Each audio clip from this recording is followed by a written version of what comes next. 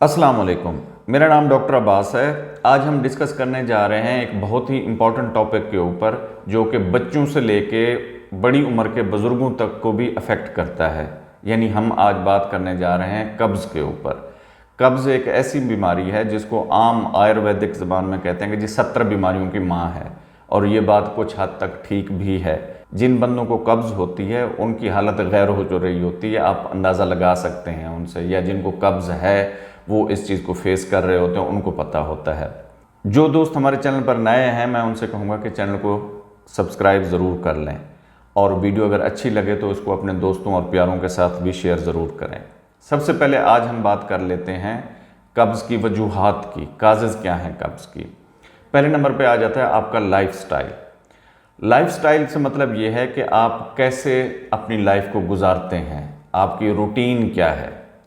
अगर कब्ज़ के हवाले से बात की जाए तो सबसे पहले आपके खाना खाने की रूटीन, खाना आप कितने टाइम में खाते हैं, क्या खाते हैं, और खाने खाने के बाद आपकी एक्टिविटीज़ क्या होती हैं। फॉर एग्ज़ाम्पल, अगर खाना खाने के फ़ौरन बाद आप सो जाते हैं या लेट जाते हैं या बैठ जाते हैं तो ये एक बहुत बड़ी वजह है कब्ज़ के होने की। अगर आप कब्ज़ से खुलासी चाहते हैं तो हर खाने के बाद 10 मिनट की वॉक ज़रूर करें, और कम अज़ कम खाने और सोने के दरमियान में 2 से 3 घंटे का वक्फ़ा ज़रूर रखें। यानी आपने रात को 7 बजे खाना खाया है तो 10 बजे जाके सोएं या 9 बजे जाके सोएं।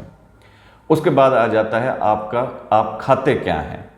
यानी आप अगर नान वगैरह, ब्रेड वगैरह, इन चीज़ों को ज़्यादा इस्तेमाल करते हैं या बाज़ारी खाने ज़्यादा खाते हैं तो कब्ज़ आपको हो सकती है।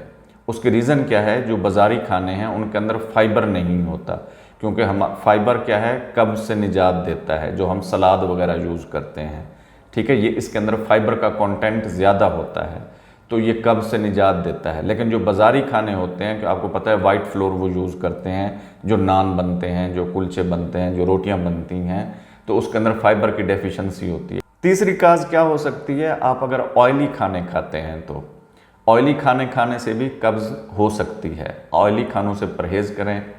चौथे नंबर पे क्या है कि अगर आप प्रोटीन और सलाद का कम इस्तेमाल करते हैं तो उससे भी कब्ज़ हो सकती है। प्रोटीन जैसे कि गोश्त है, दालें हैं, लोबिया है, बीन्स हैं, ये आप अगर कम इस्तेमाल करते हैं तो इससे भी कब्ज़ हो सकती है। और उसके साथ सलाद भी नहीं खाते तो ये भी एक बहुत बड़ी वजह हो सकती है कब्ज़ के होने की। मैं रिकमेंड करूँगा कि आप हर खाने के साथ सलाद ज़रूर इस्तेमाल करें, चाहे वो थोड़ी अमाउंट में ही क्यों ना हो। हर खाने के बाद वॉक ज़रूर करें, कम से कम 10 मिनट वॉक की ज़रूर अपनी रूटीन बनाएं हर खाने के बाद। लेटना नहीं है आपने, सोना नहीं है खाने के बाद आपने। तो ये इतनी इजी लाइफस्टाइल आप अपना थोड़ा अडॉप्ट करके कब्ज़ से हमेशा के लिए निजात पा सकते हैं। आपको पता है कि कब्ज़ बहुत सारी बीमारियों का बायस बनती है, जैसे कि फिशर का एनल फिशर बनते हैं, उससे पाइल्स बनती हैं यानी कि बवासीर होती है, उससे प्रोस्टेट के ऊपर इफ़ेक्ट पड़ता है। उम्मीद है ये मालूमाती वीडियो आपको पसंद आई होगी। हमारे चैनल को लाइक, सब्सक्राइब और दोस्तों के साथ शेयर ज़रूर करें। शुक्रिया।